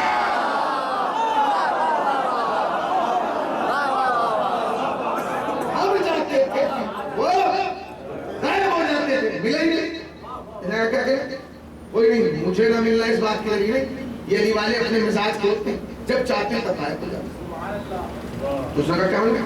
कहेगा अली वाला नहीं मिला, भाई फिर कैसे ढूंढा जाए? कहेगा एक फार्मूला मिला, फार्मूले से पकड़ा जाएगा कि अली वाला कौन।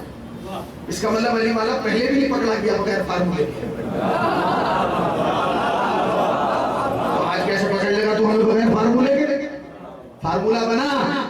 तो कहने का फार्मूला कहने कि सारा लश्कर परेशान, 3 दिन आपके लश्कर में रहा हूं, लोगों के हलक से रोटी नहीं उतरती, परेशान है, सब बेचैन है, इस तरह भी कहते हैं।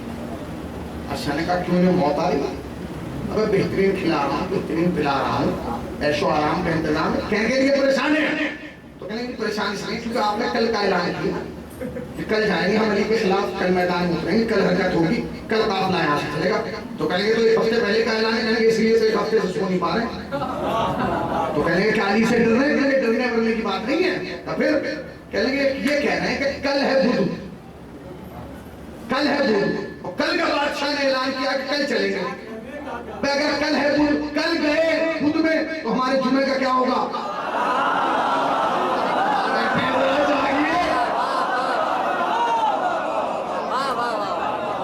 कल है बुध, परसों है जुमा, अगर हम चले गए तो जुमे का क्या होगा? क्या होगा? क्या कहना भाई? जुमे तक इन्हें रुकना है, जुमा पढ़ के चले, उसने कहा ऐसे नहीं पकड़ा जाएगा। तो कहेंगे फिर मैं कह दूंगा चटाइयां दबा ले और लोटे उठा ले,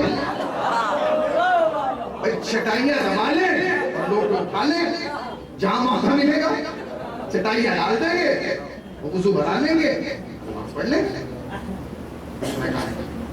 ऐसे अली वाले नहीं, वो तो फार्मूला ही अलग है। कहेंगे सुबह आप पे बैठ जाओ और पहुंचो, और पहुंच के कहो बादशाह सलामत आए, क्या होगा, और आप ऐलान करना है कोई परेशान ना हो। सब कहेंगे क्यों, तो कहना किसी का जुमा नहीं छूटेगा। सब पूछेंगे हुजूर क्या हम जुमे तक यही रुकेंगे, कहना नहीं। तो कहने लगे हुजूर क्या हम जुमा वहां पढ़ेंगे, तुम कहना नहीं।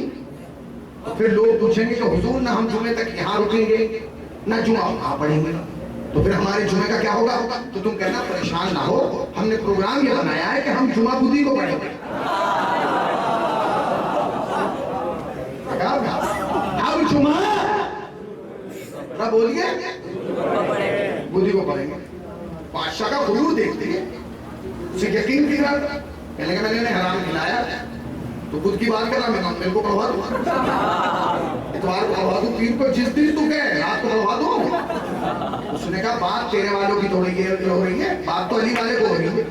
अली वाला कैसे पता लगा, उसने कहा क्या बात, कहने का सुन जब तू ये कहेगा कि हम जुमा बुध को पढ़ेंगे तो जो तेरे वाले होंगे वो तो यूं बैठे रहेंगे जी ठीक है, मगर जो अली वाले होंगे वो खड़े हो जाएंगे, वो कहेंगे बादशाह तेरा दिमाग खराब हो गया, तू पागल हो गया, भला जुमा भी बुध को पढ़ा जाता है। उसने हमारे आज का चेहरा देख के कहा तेरा दिमाग खराब हो गया, हजारों मेरे दो चार अली वाले, जब हजारों नहीं बोलेंगे तो दो चार कैसे बोल जाएंगे, क्या उन्हें मौत से डर नहीं लगता। वो खड़ा हुआ, उसने कहा बादशाह तू समझाए नहीं, अली वाला गर्दन पर तलवार बर्दाश्त कर सकता है, शरीयत की बारी है।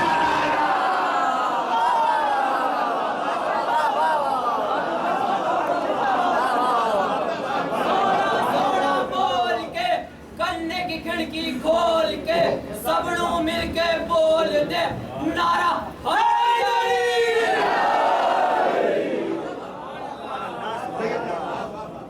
क्या बोला, कभी तेरे वाले भी तो चुप रहेंगे, मगर जैसे ही खड़ा होगा तेरा दिमाग खराब होगा। मैंने कहा क्या निकाल, तू जानता नहीं ये गर्दन पर तलवार बर्दाश्त कर सकती है। अब आज के दौर में हमारी कौम के कुछ लोग जुमे की मुखालफत करते हैं, जब पढ़ेंगे तब पढ़ेंगे, भाई यही सोच के पढ़ो तो मैं तो इतनी जल्दी लिखे बुक को पढ़ लिया। हाँ जुमा तो नहीं पढ़ूंगा। अच्छा मैं आपसे पूछा हूँ जुमा बुक को पढ़ा गया कि नहीं,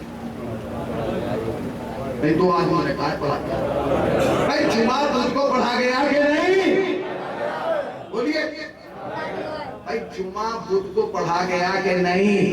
जब तक सर नहीं बोलेंगे मैं अकेला क्यों पूछूं, भाई जुमा बुध को पढ़ा गया कि नहीं, तो फिर कहते क्यों नहीं, जिसने पढ़वाया उसमें भी रहना, जिन्होंने पढ़ाया उनमें भी रहना।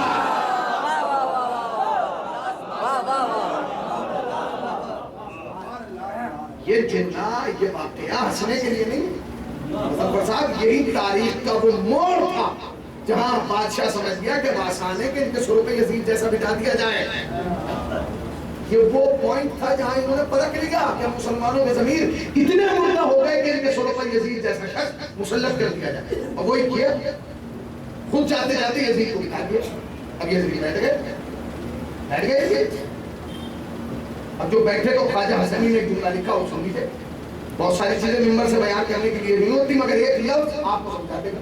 ख्वाजा हसनी कहता है जब यजीद तख्त पे बैठा तो अपने बाप से एक कदम भी पीछे नहीं था, एक कदम भी। हकीम जी पूरा जुमला सुनिएगा, एक कदम भी पीछे नहीं था, पूरी तवज्जो, एक कदम भी पीछे नहीं था। वो घर के अंदर भी वही करता था और घर के बाहर भी वही करता था, जो उसका बाप करता था वही करता था। पहले तो उसने जुमला लिखा कि अपने बाप से एक कदम पीछे नहीं था, अब अगला जुमला जो लिखा तो नींद उड़ गई। पहले कि अपने बाप से एक कदम पीछे नहीं था, 2 कदम आगे निकल गया। अब भाई 2 कदम क्यों निकला, उसने 2 काम ऐसे किए इसके बाप ने नहीं किए।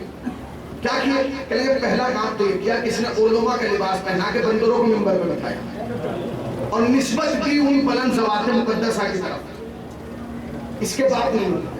दूसरे काम इसने ये किया कि इसने मस्जिद में बैठ के शराब पी, जो इसके बाप ने नहीं किया। कितने काम हो गए 50 साल के अंदर। आज खामोश कर दिया गया, शराब जायज कर दी गई, घरों के नक्शे बदल दिए गए, मर्द सोना पहनने लगे, इंसान दरिंदे की खाल पे उठा दिया गया। जुमा उलमा का लिबास पहना के बंदरों के ऊपर मस्जिद में बैठ के शराब, क्या हुसैन पर वाजिब नहीं था कि क़याम कर? जब इस हद तक इस्लाम आ गया इन 50 सालों में, क्या हुसैन पर वाजिब नहीं था? तो हुसैन क़याम करे, हुसैन क़याम से उठे, हुसैन मैदान में आ गए। चंद घंटों में मुश्तमिल एक जंग हुई है, इसमें हुसैन के सर तन में जुदाई हुई और नौके निज़ाम हुसैन का सर आ गया। तारीख कहती है कि हुसैन का सर नौके निज़ाम आया, हमें क्या फायदा मिला? तेरे फायदे के लिए हुसैन नहीं आए, इस्लाम के फायदे के लिए आए, शरीयत के फायदे के लिए आए थे, कुरान के फायदे के लिए आए थे, एहकाम के फायदे के लिए आए थे, उसूल के फायदे के लिए आए थे, फुरू के फायदे के लिए आए थे, अंबिया के फायदे के लिए आए थे, औलिया के फायदे के लिए आए थे, रसूलों के फायदे के लिए आए थे। पूछ के इस्लाम को क्या फायदा? जानते क्या फायदा? 50 साल में हुआ ये सारा काम जो मैंने आपको गिनाया। कितने? 50 साल कितने से होते हैं? इतने से। मैं इस मजमे में पूछूं 50 साल के कितने आदमी हैं, तो कम से कम 50 आदमी उठाएंगे। आज मैं अल्लाह उन्हें सलामत रखे, उनको हयात बुलाने दे। 50 साल नॉर्मल एवरेज होता है। 50 साल में ये सब कुछ हुआ जो मैंने गिनाया, जितनी चीजें गिनाई सब 50 साल के अंदर हो गया हुसैन के क़याम से पहले। हुसैन ने क़याम किया 61 हिजरी में, हम बैठे 1443 कितने साल हो गए? तकरीबन 1380 साल। करबला से अब हमें 1380 साल हो गए, तकरीबन 1380 साल बाद हम बैठे हैं। मैं पूछ रहा हूँ क्या इस मजमे में कोई 1380 साल का आदमी है? इस महल्ले में है? पूरे दिल्ली में कोई है? आसपास के इलाकों में है? पूरे मुल्क में कोई 1380 साल का मिल जाए? क्यों नहीं मिलेगा? आसपास के मुल्कों में चले जाए, शायद सऊदीया में कोई हो 1380 साल का, क्योंकि इस्लामिक मुल्क है। मिलेगा? नहीं मिलेगा। क्यों? भाई 50 साल को तो मिल गए, कहेंगे 50 साल होते हैं इतने से 1380 साल हैं इतने, 50 साल इतने से 1380 साल हैं। अब समझोगे हुसैन ने इस्लाम को क्या फायदा पहुंचाया? फायदा ये पहुंचाया कि 50 साल में दुश्मन में इतनी ताकत थी कि उसने जुमा बुल को पढ़ लिया, मगर करबला के बाद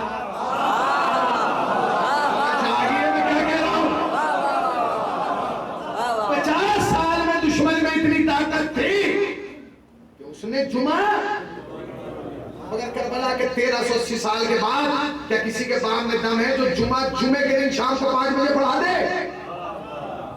तेरे बाप और साथ में मेरा दिल चाह रहा है कि शाम को पढ़ाऊं, अब गर्मी हो रही, तेरे बाप की शरीयत है, ऐसे पढ़ेगा? जुमे के टाइम होगा ना, 1 मिनट इधर, 1 मिनट इधर, कि 1 मिनट आगे बैठने और पढ़ने जो नहीं दे रहा, ये कौन है? ये कौन है? ये जुर्रत किसने दी? ये ताकत किसने दी? ये कुव्वत किसने दी? ये जज्बा इसार किसने दिया? हुसैन ने। तो फायदा मिला कि नहीं? फायदा मिला? क्या मिला फायदा? सुन दूसरा फायदा, 50 साल में दुश्मन में इतनी ताकत थी कि उसने मस्जिद में बैठ के शराब पी, मस्जिद में। मगर करबला के 1380 साल के बाद क्या किसी के बाप में दम है जो मस्जिद के सामने शराब की दुकान खुलवा दे? खुलवाइए किसी की मस्जिद हो, हनफी, मालिकी, हम्बली, कादरी, जिलानी, खुलवाइए।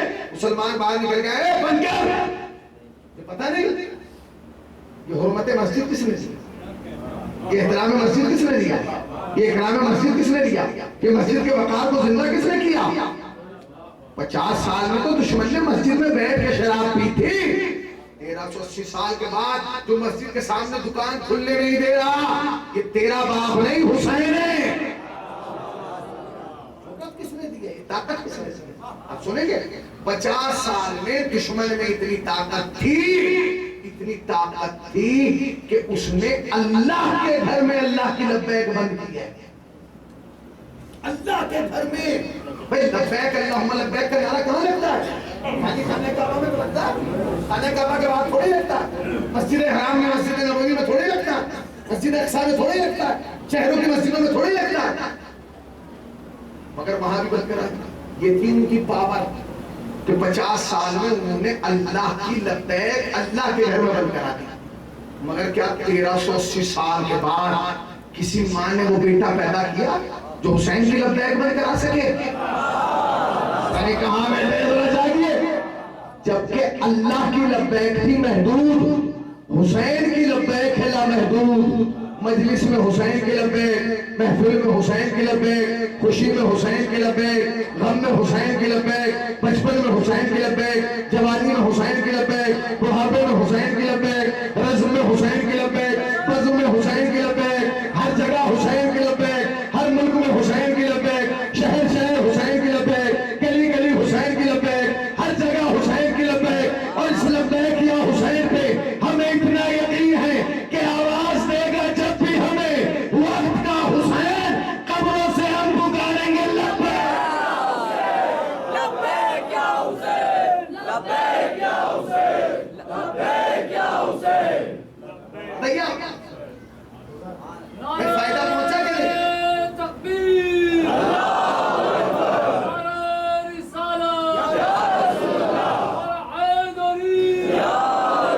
फायदा पहुंचा कि नहीं? अगर आज ये सब कुछ जिंदा है, किसकी वजह से जिंदा है? जी वो तो क्या कहें, यजीद जीत गया हुसैन हार गया। चल तेरी मान लेते हैं कि यजीद जीत गया हुसैन हार गया, मगर अगर बेटे यजीद जीता है तो फिर जुमा बुध को पढ़वा,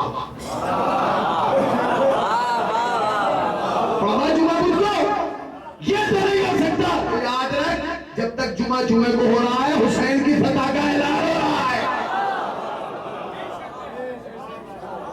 आइए तमाम आलम इस्लाम को बुलाइए, हनफी, मालिकी, हम्बली, कादरी, जिलानी, सबको बुलाइए, उनसे सवाल कीजिए खड़े मजमे में। हुजूर अल्लाह आपके इस्लाम को कबूल करे, ये बताइए कि आपने इस्लाम किससे लिया? सवाल तो पैदा होता है भाई, आपने इस्लाम किससे लिया? तो फौरन जवाब देंगे इमाम मालिक से। क्या कहेंगे? इमाम हम्बल से। क्या कहेंगे? इमाम शाफई से। वाह, फला से। बहुत अच्छी बात है कि आपने इमाम हम्बल से इस्लाम लिया, इमाम मालिक से, इमाम शाफी से। ये सारे पढ़े लिखे लोग बैठे जुमला को, ये चारों इमाम करबला में थे नहीं?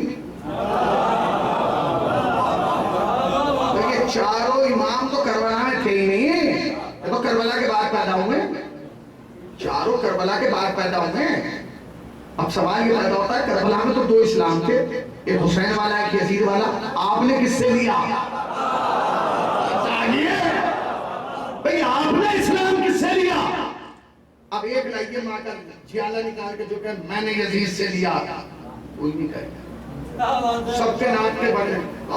भाई आपने इस्लाम किससे लिया? क्योंकि चारों इमाम तो बेचारे करबला के बाद हुए, किससे लिया? तो सब कहते हैं हमने सैयदना हुसैन से इस्लाम, क्योंकि उन्हें पता है कि अगर एक दफा भी कह दिया कि यजीद से लिया तो अगला जुमला ये होगा कि बेटे अगर यजीद से लिया तो पी मस्जिद में बैठ के शराब पढ़ जुमा बुध को। अब सब क्या कहते हैं? हमने सैयदना हुसैन से इस्लाम लिया है। तो हाथ जोड़ के कह दूं भाई, जब सबने सैयदना हुसैन से इस्लाम लिया है तो फिर मौत आती है आशूर के जुलूस में आते हुए, मौत आती है। वो आशूर के जुलूस में तो हम नहीं आ सकते। क्यों नहीं आ सकते? इसलिए कि हम मातम नहीं कर सकते।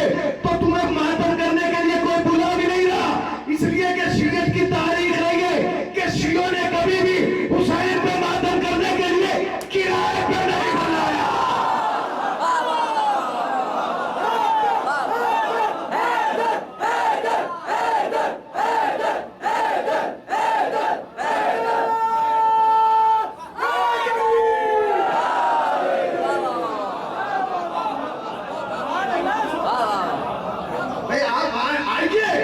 एक मातम पे एक बात और सुनो, हमने क्या मातम कराए? हमारे वाले खुद करने को तैयार नहीं।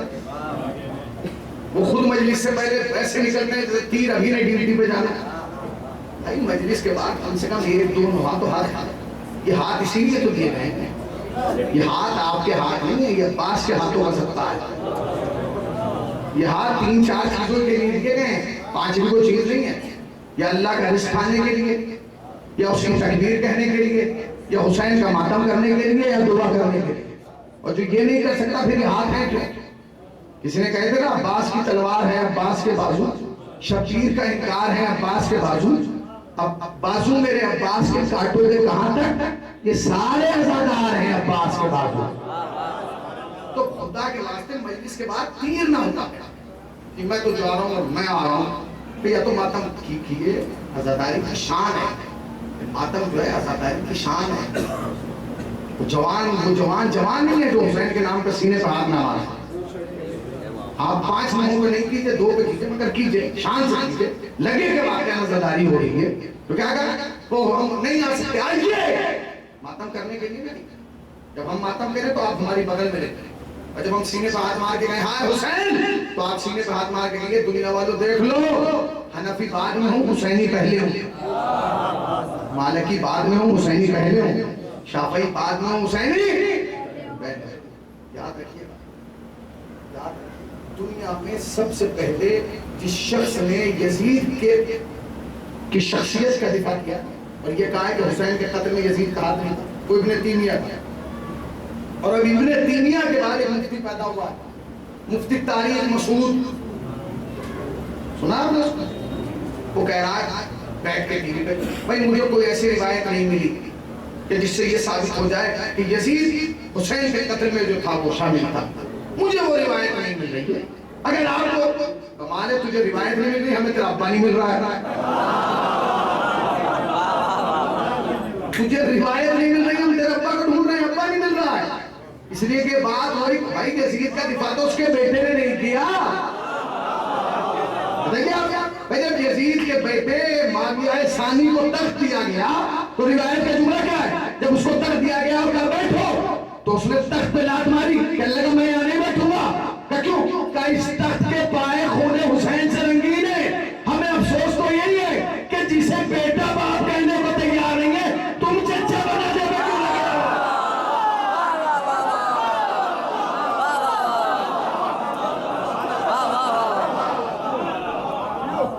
यजीद लानतुल्लाह था, लानतुल्लाह है, लानतुल्लाह रहेगा।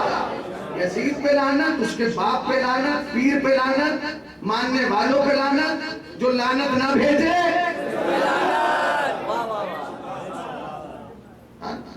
तुम उसको प्रोटोकॉल दे रहे हो, उसके पीछे तुमने प्रोटोकॉल लगा दिया रज़ी अल्लाह अन्हु। क्या सोच रहा बच्चा गए रज़ी अल्लाह कहने से? बचेगा? कभी नहीं बचेगा। लानतें ढूंढ रही, लानतें ढूंढ रही। खुदा के वास्ते याद रखिएगा, अज़ादारी सैयद शुहदा वक़ार इस्लाम का नाम है। इस्लाम के माथे पर अगर कोई झूमर है तो वो अज़ाए सैयद शुहदा। अगर कोई चीज हम दुनिया वालों के सामने पेश कर सकते हैं, हर चीज कर रहा है, हर चीज की काट वो सिर्फ अज़ादारी से। अज़ादारी एक मौजूज़े का नाम, अज़ादारी एक ताकत का नाम, अज़ादारी एक कुव्वत का नाम है, अज़ादारी एक शनाख्त का नाम है। जो ऐसे नहीं मिल गई, कभी आप ये समझेंगे हमें ऐसे ही मिल गई, ना ना ना। अज़ादारी बड़ी कीमती है, फाकों में रह के अज़ादारी। आप ये सोच रहे कि इमाम बारगाह बना दिया, तो थोड़ा बड़ा होता, जिस दौर में ये बनाया, ये बनाना बहुत बड़ी बात थी। जिस दौर में ये इमाम बारगाह बना होगा, ये वही बनाना बड़ी बात है। आज तो आप देखेंगे कि आज छोटा है, छोटा नहीं है। तो सोचो जिस वक्त बनाया गया था उस वक्त ना हालात ऐसे थे ना माहौल ऐसा, इतना बड़ा बन गया। भाई हमारे बुजुर्ग बना के देखे गए, तो तुमसे नया बनवाने की बात नहीं हो रही है। सिर्फ इतना कहा जा रहा है कि अगर नया बना भी ना सको तो इसको मत मिटाओ, इसकी हिफाजत करो। इस अज़ाखाने की, इन अलमों की, इस ताज़िये की, इस फूले की, इन तबरुकात अज़ा की हिफाजत ही कर लो तो बड़ी बात। बहुत कीमती है, ये सरमाया है, ये हमारी शनाख्त है, ये हमारी पहचान। अहले बैत ने अपना सब कुछ लुटा के तब ये बचाया है। ये रस्म नहीं है, वो त्योहार नहीं है, तहरीक का शौका। वरना यजीद और उसके बाप ने तो चाहता कि 50 साल में इस्लाम खत्म हो जाएगा, मिट जाएगा। हुसैन ने कुर्बानी देके कहा कि सुन, तेरा नाम मिटेगा, इस्लाम का नाम। आज पूरी दुनिया के जिस कोने में जाएंगे अल्लाह अकबर की आवाज, ये अल्लाह अकबर की आवाज इसलिए बुलंद हो रही है क्योंकि हुसैन ने अपना अकबर दिया है। अगर हुसैन अपना अकबर न देते तो ये अल्लाह अकबर की आवाज बुलंद न होती। ये सदाए अल्लाह अकबर बुलंद होना बता रही है कि हुसैन जीता है, हुसैन कामयाब। मुसलसल मजाली से आप सुन रहे और मुसलसल सुनेंगे। हर आने वाला जाकिर आपकी खिदमत में अपनी बेहतरीन मेहनत और काविश पेश करेगा, वजीराई करेगा। अल्लाह पढ़ने वाले को सलामत रखे और सुनने वाले को। करबला कैसे पहुंची जाए, एक रिवायत पढ़ूंगा मैं बस। कोई रिवायत मसाइल समझ लीजिएगा, उसी को सोचा समझ लीजिएगा, उसी को मेरा दर्द समझ। क्या मसाइल? जनाब अब्दुल अब्बास के मसाइल, जनाब कासिम के मसाइल, जनाब अकबर के मसाइल, जनाब सकीना के मसाइल। आज मैं वो मसाइल पढ़ूंगा जिस पर हर इंसान का दिल तड़पता है। जानते हैं रिवायत का जुमला यह है कि जब ये काफिला मदीने से करबला आया तो इसमें 64 बच्चे थे। सुन लीजिएगा, जब ये काफिला मदीने से करबला आया तो 64 बच्चे थे, 64। और जब ये काफिला करबला से वापस मदीने गया तो सिर्फ 4 बच्चे बचे थे। क्या इसके बाद भी रोने के लिए मसाइल की जरूरत है? क्या इसके बाद भी वो रिवायत पढ़ी जाए? जब आए थे तो 64 थे, जब गए तो सिर्फ 4 थे। कहां चले गए सब? मख्तले करबला में तो हमें सारे बच्चे शहीद होते हुए नजर नहीं आते। हमें नहीं मिलता कि इतने बच्चे तलवारों से शहीद हुए हो, नेजों से शहीद हुए हो, भालों से शहीद हुए हो। नहीं जानते, जब 11 मुहर्रम को काफिला चलने लगा ना, शेख ने हुक्म दिया कि बीवियों को ऊंट पर बिठाओ। तुमने सुना नहीं, ये कहा ऊंटों पर बिठाओ, ये नहीं कहा कजाओं में बिठाओ। कजाओं में पर्दे का एहतमाम होता है, हमारियों में पर्दे का एहतमाम पर है ना, ऊंट की पुष्ट पर बीवियों को बिठाया है।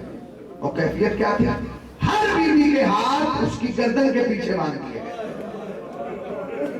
अब सुनो कि ना, 60 बच्चे कैसे चले? हर बीवी के हाथ उसकी गर्दन के पीछे बांध दिए। अब माओ के हाथ बांध दिए, उनके जो छोटे छोटे बच्चे थे ना, 2 साल, 2.5 साल, 3 साल, 3.5 साल, 3.5 साल के बच्चे कितने बड़े बड़े होते हैं, छोटे छोटे होते हैं, उनको उनकी माओ की गर्दन में ऐसे लटका दिया। माओ के हाथ बंधे मगर बच्चों के हाथ नहीं बंधे। मैं तुमसे एक सवाल करना चाहता हूँ, वो सुशी पर बोले ना, अगर तुम अपने 3.5 या 2.5 साल के बच्चे को किसी बुलंदी या पाइप पे ऐसे लटकाओगे, कितनी देर लटकेगा? बोलिए, मसाइल तो मैं पढ़ चुका, कितनी देर लटकेगा?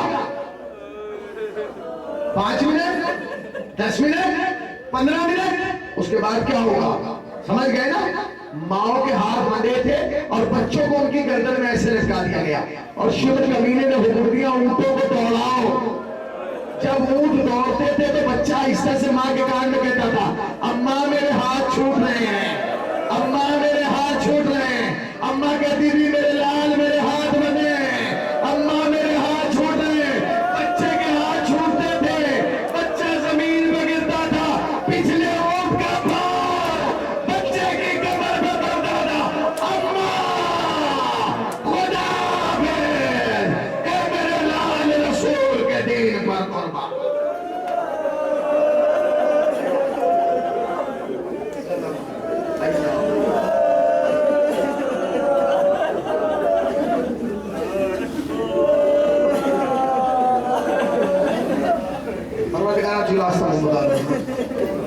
हमारे मतों सी बात फरमा सबब निजात और शयाखत खुदाया खुदाया हाजिर मजलिस के साल के अंदर अंदर ज़ियारत करबला मोहल्ला से शरफ जो एक बार जा चुका उसे बार बार, जो 2 बार जा चुका उसे बार बार आग बंद ना हो जब तक रोज़े हुसैन का दीदार।